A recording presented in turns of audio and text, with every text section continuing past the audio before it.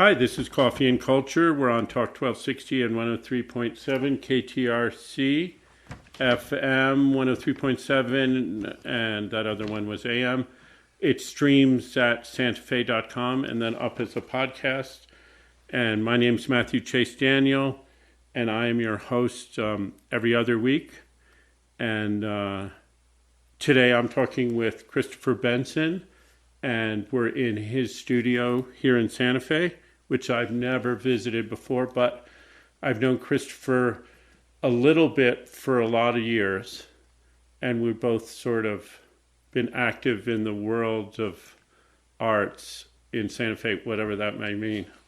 And we'll talk a bit about that. And Chris is a painter and a bad musician, he says. He's been playing poorly his whole life. Yes. Like me. I'm consistent. Yeah. And we were, I think Christopher was listening to one of these podcasts and realized that we have a lot in common, both like where we're from and just sort of strange parallel lives in a way. And kind of how we both came out here. That really struck me. It was very similar, kind of bouncing out to the West and coming here. And yeah. I mean, we both grew up in New England, me in sort of Connecticut and the Berkshires in Western Massachusetts, and you in Rhode Island, Newport. Yeah. And Vermont. I spent I went to high school in Vermont. Uh-huh. At actually a really interesting school. We should chat for a minute. Which school did you go to in Vermont? It was called the Woodstock Country School. Uh-huh. And it was started in the 40s. It was one of those alternative schools that started up in New England in the 40s. And it had, the two of the founders were Black Mountain School people. Oh, cool. And so it was kind of like going to the Black Mountain School. It was very art-centric, really interesting teachers. Great. It was a great place. In Woodstock, Vermont? In Woodstock, Vermont, yeah. I went skiing there once or twice, yeah. Suicide 6, yeah.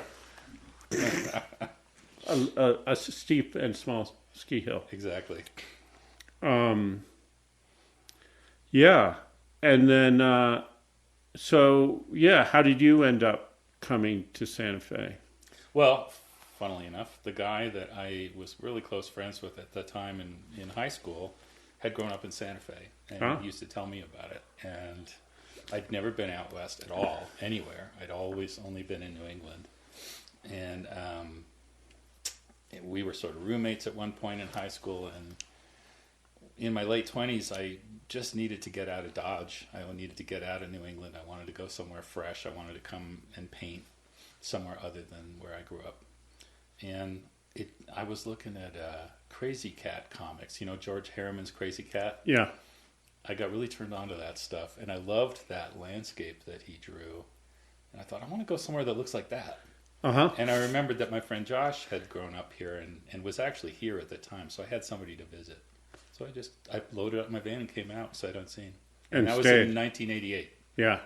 Oh, that's amazing. Yeah, I came here in 89. That was another thing. I was like, hey, we kind of came out here around the same time. Yeah. I came out because my wife grew up in New Mexico. Oh, really? And I met her in college, and then we lived in France, and then we came back here to help her family at the time.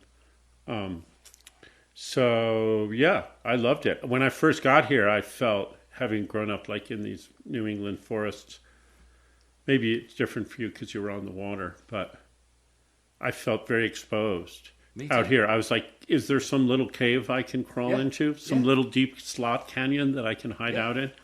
That was one of the things you talked about in your interview, and I was like, exactly. Yeah. I felt exactly the same way. Yeah. It overwhelmed me. Yeah. And now, like, my family we used to go to Provincetown and Truro out on the end of Cape Cod for a few years, go rent a place out there for a week and have a little family reunion. And both sort of the wind and the dryness makes all the trees small.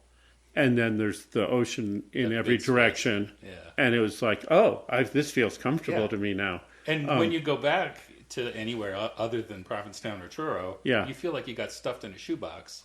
It's very claustrophobic, right? Yeah. That's how I felt.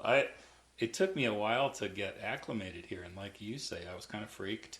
Yeah. I went to California. I met Sibel, my wife, who grew up in Berkeley. And then I went back to live in the Northeast after a few years here, and I really missed it. I had found that I really liked this big open space. Yeah. Yeah, and we both stayed and raised families. And so we were talking a little before we started about our sort of shared interest in the non-commercial art world. Very much so. And it's tricky, you know, you're saying you're all for making a living and we all have to make a living. And so if what we want to do is make paintings and sculptures and performances and all sorts of things, having some income from that, if that's what we're doing all the time, is important. But it's also, it's changed a lot. And I feel like there's this idea of I just was in New York for a week for the first time in 15 years. And I just got back a couple of days ago. Isn't it wild how different it is? Yeah, all these, well, first of all, tons of new buildings. Yeah. And some of them like playful. You know, they go in and then they go get narrow and then they get wide and like not like old New York buildings. And, but just the amount of commerce and people and like just things going on everywhere all the time.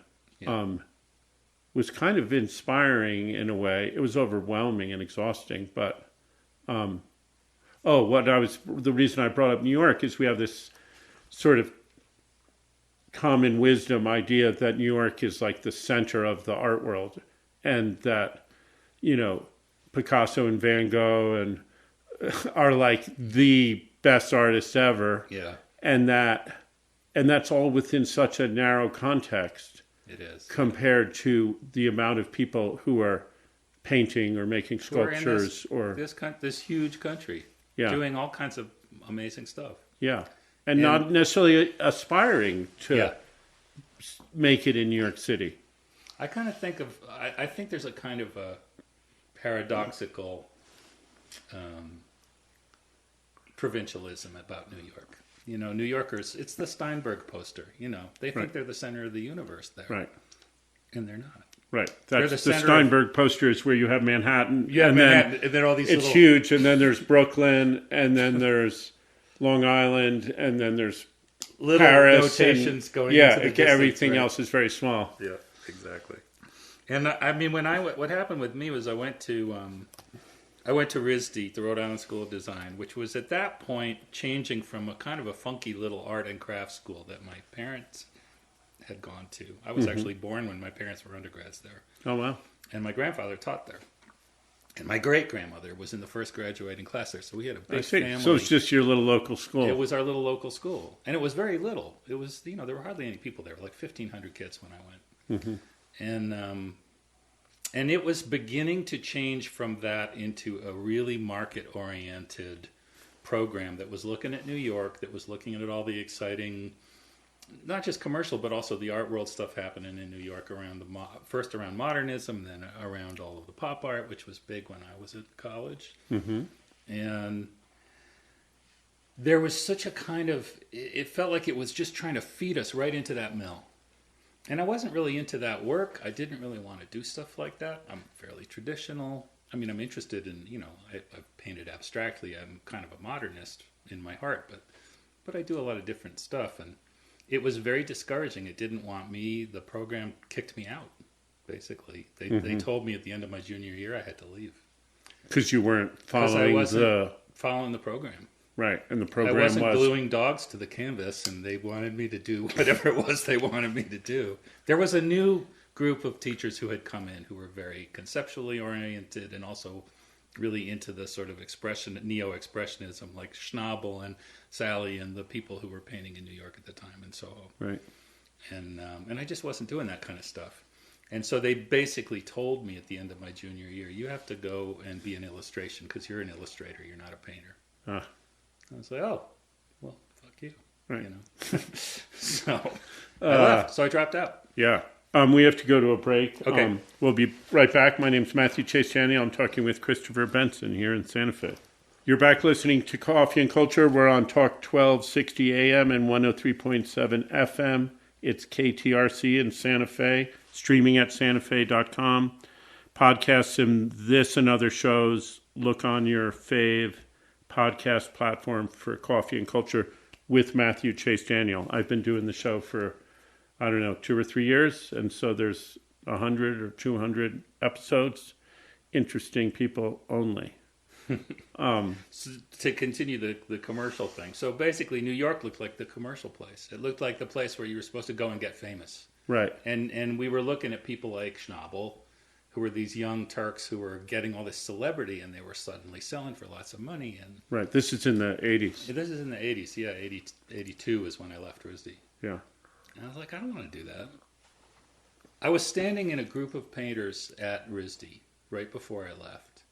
And it was towards the end of the year, and they were all talking about what were they going to do at the end, when they graduated. They were going to go to New York. They were going to get an internship with this person. They were going to show in that gallery. It was all about their trajectory towards Andy Warhol's 15 Minutes of Fame. Right. And I just kind of looked at them like, and there was a lull in the conversation. I said, what I want to do is going to take 40 years. Right. And they didn't have any idea what I was talking about. Right. That you were like learning I wanted to get to be a really good painter. Good painter, right. Not to be a successful painter, to be a good one. Right. So, yeah. So when I came out here, there was some freedom. Yeah. You could kind of reinvent yourself here in a way that I didn't feel I could do back there. Right. When I was in New York, I was staying in Chelsea, and I went, there's 4 blocks, 6 blocks of, You're the Whitney and the High Line and all that. Yeah. Yeah. And there's 100 galleries or 200 galleries. And my son and I just went to every one on the little map that I had of galleries just to see what was going on. Yeah. And of the 100 or 200, there was 2 interesting things. And what was it that was interesting about those? Well, one was a printmaking place. It was I forget, the Print Center or something. Mm-hmm. And there were just beautifully crafted prints that had meaning. They were a combination of thought and craft that was compelling. It drew you in. There was beauty that drew you in, and there was meaning in what they were depicting and talking about. And then I go to another place, and there'd just be a piece of paper painted green and a piece of paper painted red. All, But all very meticulously made to look alike so that they were like a product line. Right. And they're all framed nicely or whatever in a huge, beautiful architectural space with lots of space between them. And it felt like it was like, hey, let's hang this show and maybe someone will come along and think it's the hottest thing ever. And there'll be success for the gallery and the artist. Exactly. And it feels like there's hundreds of artists in New York throwing their hat in the ring. It's that hunger to be the hottest thing ever. And, my feeling always, just instinctively, even as a young guy, was, if I'm going to be the hippest thing on the block today, I'm going to be totally out of vogue in 20 years. Vogue in 10 years, in 5 years. Yeah. So why would I shoot for that? That's smart. I used to really want to have that be the hottest thing. Be the hottest thing. Yeah. Well, it's cool. I bought into that thing, and I did for years, and then I would get a little bit of, sell some work or do a talk, and then I'd be like, I should really speak about this work in a way that is very compelling and in some sort of art speak. And then it was horrible, my speaking. And then at a certain point, I just felt sort of like, forget all that. Just talk about what you actually think and what you actually know and be straightforward and direct. Yeah. And I'm not going to ever I gave up on being the hot new thing, by the time I was 50 or something. I was like, okay, that's not going to happen. That ship sailed a long time ago.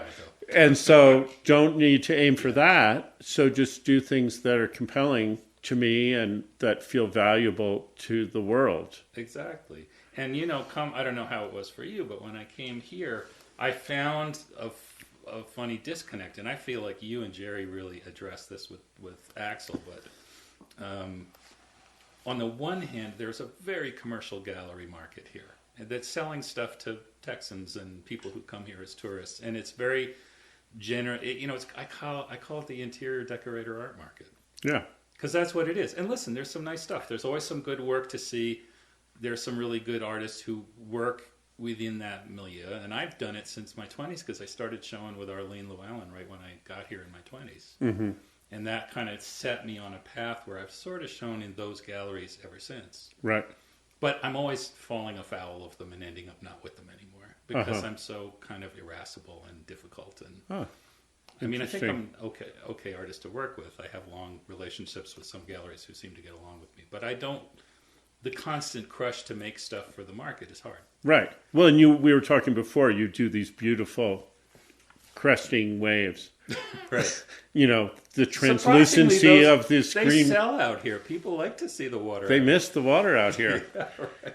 And you said something, maybe I shouldn't say this in public, but like, if I never paint another wave again, I would be happy. Well, that's what happened with one of the galleries I showed with here. I was painting Southwestern architectural landscapes, and they wanted me to keep making them, and I ran it out. I didn't want to do it anymore. Yeah. And they were starting to become formulaic, and I needed to change gears. Yeah.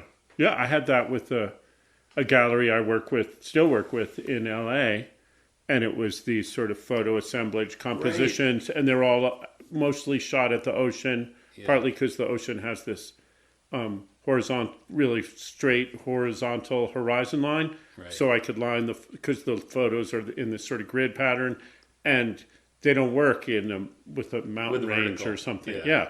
So that horizon line was so good for that kind of work, and a lot of them I shot in California, and so this gallery is in LA, and it's sort of, he's focusing in part on the history of California and the sense of place. So those were great, and he sold a lot of them. And then I was like, look, here's a sculpture made out of old saplings that hangs from the ceiling. And he's like, no. Do you have any more of those ocean photos from California? Oh, that's funny. And I had a funny thing with a dealer. I had a wonderful dealer in the Bay Area. I lived in the Bay Area for 7 years, and in San Francisco Bay Area. And I had a dealer I hooked up with just by a fluke there. And he was a sweet guy. He was a great salesman. He sold a lot of work. I started making a living with that guy because he sold so much of my work. And it was very much like the stuff I was selling here. It was architectural landscapes, sort of suburbia, interiors and street scenes. And just as I did with the Santa Fe stuff, I ran out of juice on it, and I wanted to change gears. And I was kind of floundering around, sort of starting to move towards abstraction. And he very helpfully said to me one day, well, gee, Chris, I don't know. What do you think about trains? You could paint trains. People like trains. He meant well. I love the guy, but, it didn't stick. I wasn't going to paint trains. No. You should, man. I should really get into the train. I just was driving. I just had to drive across the desert a couple days ago. And I was out in Arizona, and one of these just crazy long trains. Those many-mile long trains. Oh my God! I don't understand how they're so. I know they just beautiful and horrible, but like they have that horizon line, like I'm saying, in the ocean. Maybe you should make photographs, montages of trains. With trains, yeah. I think you're onto something. Yeah. Anyway, but this thing of this disconnect between, just to keep on the point, is. There's the commercial thing, and then there's all these great people that we know here who are really serious artists who aren't necessarily having success in the market here. Right. Because they're not paying the trains or the pueblos or whatever it is they're supposed to paint. And there's some good ones, and how do we support them? And that's how I kind of got into, I had a little gallery for a while, and I do the books, like I did the Art in the Making book, where I tried to get a lot of local people.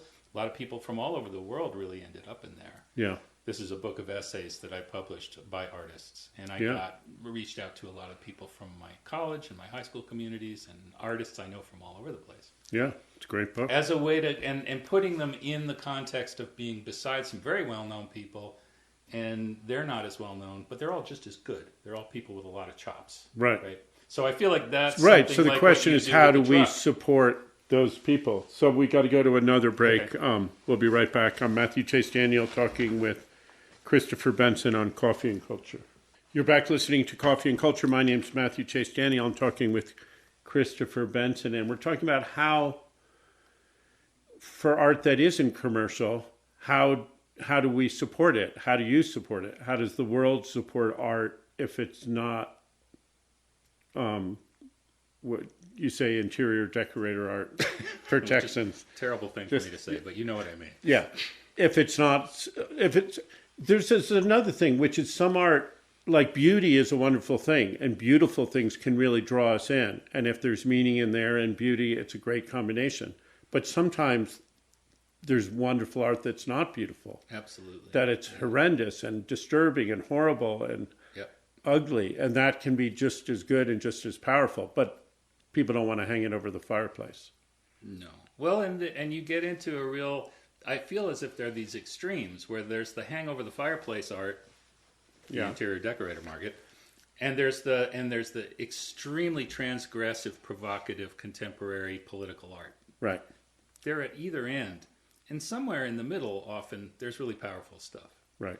That kind of, that goes out and meets you where you live and is aesthetically engaging, but also challenging. It's also asking you to think a little harder, to look a little more carefully, to question things that you've, taken for granted.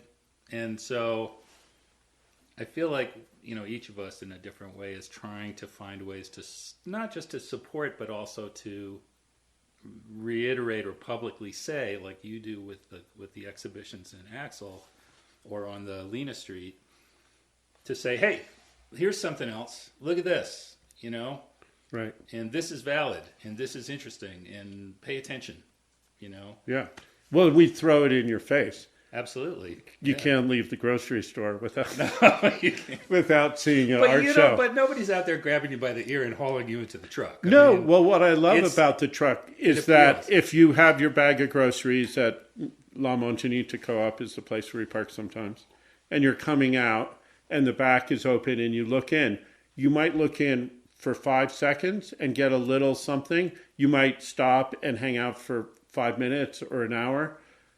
And all of those are equally good. It's and we try and make work that, not make work, but show work that it may be complicated, but it's engaged. You get drawn in by it.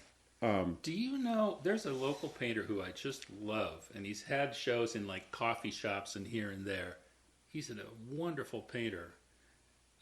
Richard Sober, you know his stuff?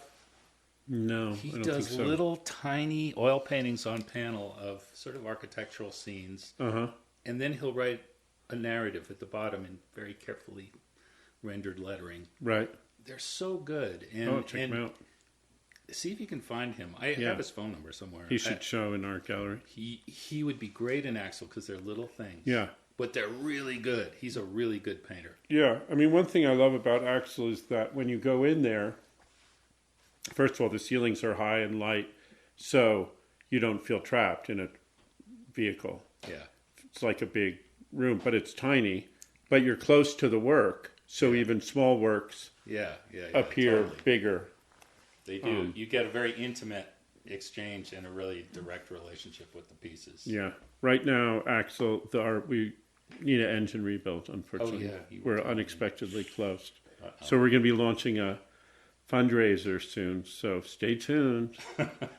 axelart.com, right. AXLE. That's the hard thing about running a gallery in a truck is the engine. Yeah. But we don't have to pay But you don't have all the other problems. no rent, no electricity, no lot of things. Well, so that kind of takes me to another thing that I think is worth talking about is the relationship with the people that you're making the art for. Because to me, one of the things I've never really enjoyed about the gallery system is that there's a middleman. And I love building relationships with the people who buy and collect my art. Yeah. And it's really meaningful. That's part of what's meaningful about it to me is right. I make this thing and they respond to it. Right, and it's an honor that they're going to live with it in a daily way for years on end. Absolutely, and I stay connected to them. Yeah, The the gallery has a vested interest in keeping you apart a little bit, partly out of fear that you're going to make a deal and sell stuff for half or 3/4 the price. Right. You make a little more, they pay a little less, cut out the gallery, and people do that, and a lot of people don't do that. It's got to. The relationship has to be one of trust and respect with the gallery. Yeah, it does, and I've always honored that when I'm with a gallery. I don't mess around. Once I was in a show at Peters. I had a solo show there at Gerald Peters, Uh-huh.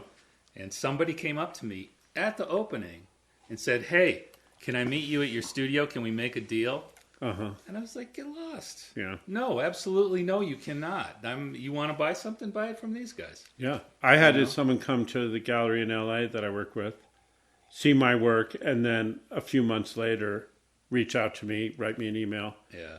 And I said, yeah, sure, we can do it. And Talk to the gallery. yeah, I said, yeah, you can talk to the gallery or I can do it. I think I ended up selling it to them for the full price, and then I sent the gallery a check for half, 50%. I did that multiple times. I had a gallery in San Francisco that it was a great gallery that I showed with for a few years, and I sold several pieces. They had nothing to do with the sales, but they were works that were in their stock at the time. Yeah. Or that was promised to them for a show. Right. So I did the sale through them. Yeah. No, it's You got to do that. So what in Santa Fe, besides obviously Axel and the Lena Wall, the two best things in Santa Fe, but what other things do you see in Santa Fe that are promising or exciting in this way that exist now or used to exist? Well, I think often about, we talked a little about trying to get Linda Durham in a conversation because she was one of the dealers who was here in the 80s when we first came out.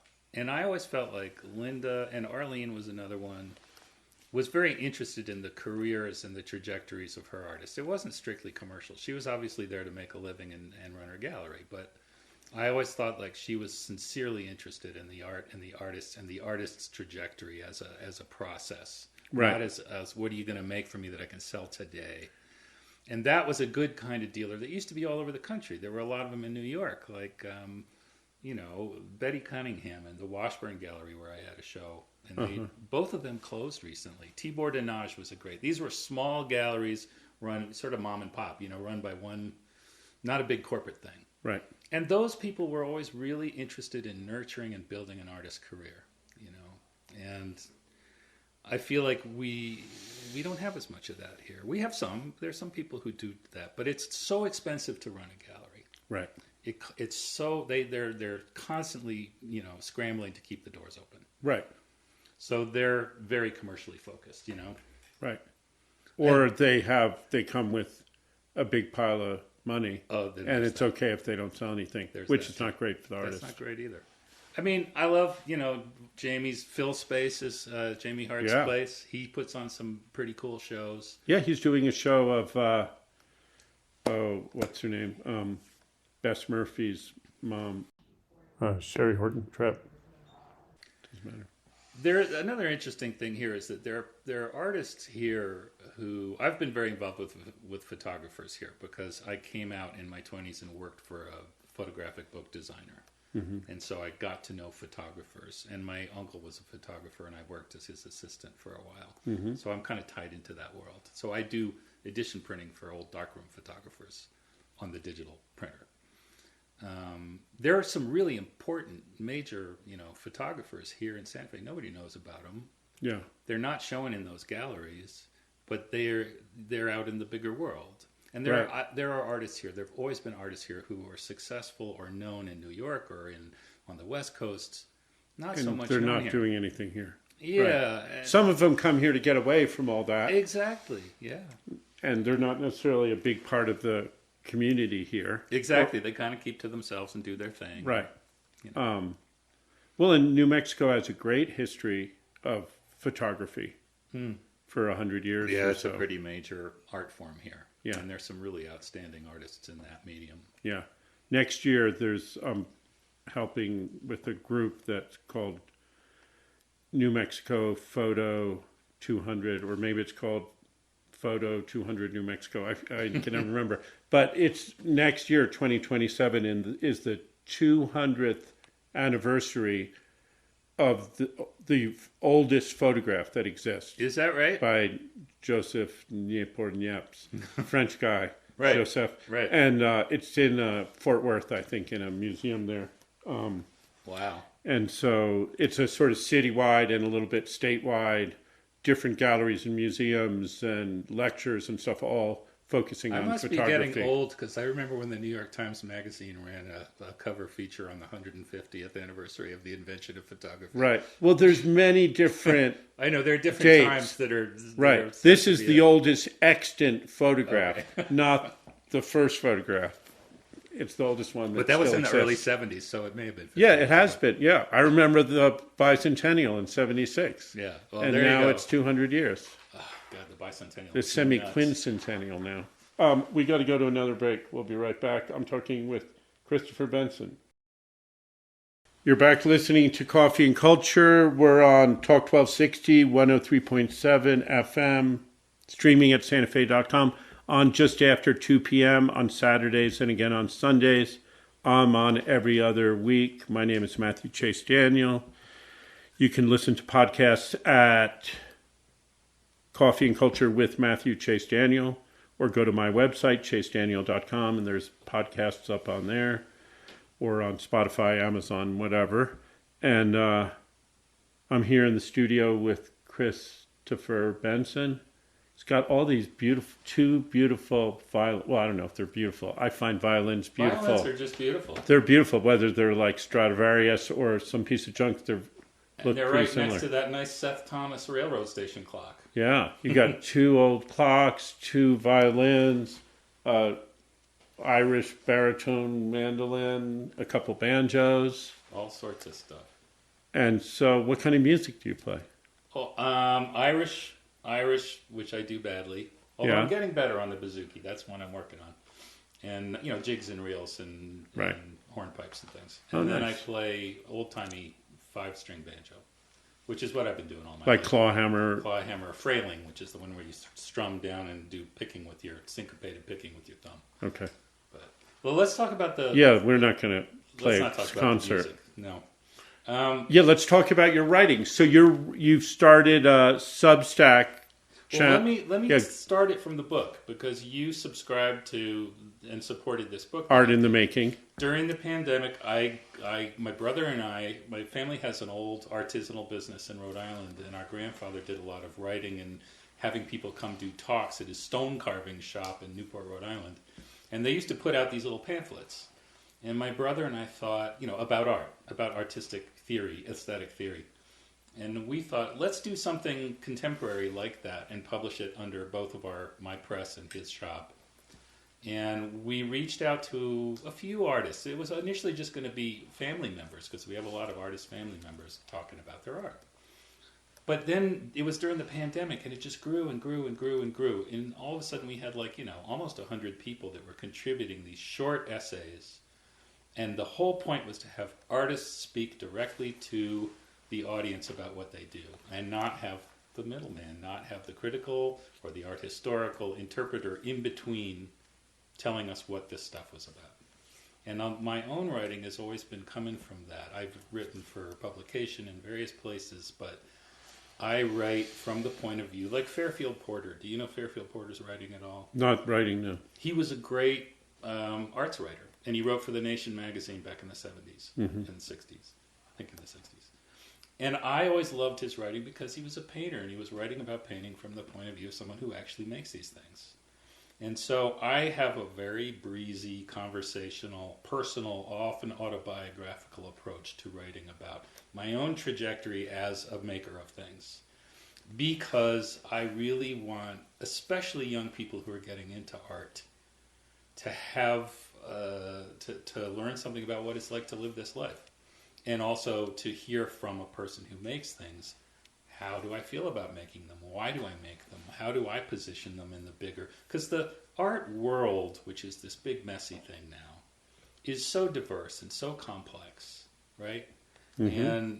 And I feel like more and more we just have to find the thing that we respond to and challenge ourselves as much as we can to look deeply at the things that people make.